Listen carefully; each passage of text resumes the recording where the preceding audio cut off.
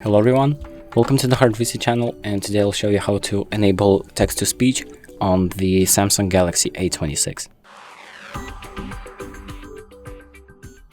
So to enable text-to-speech, the first thing you're going to do is open up the settings of your phone, and the next thing you're going to do is find the accessibility tab and click on that tab, and then you're going to click on talkback. And here you have the option to turn talkback on. So click on that, click on allow. Now talkback is going to be enabled, and to use it you need to tap to switch to a different option. So you need to select the option that you want to click on, and then you're going to double tap to lock that in.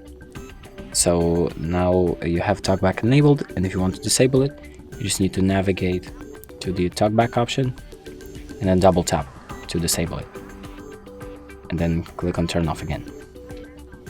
And that's it. Thank you for watching. I hope this video helps, and make sure to like and subscribe.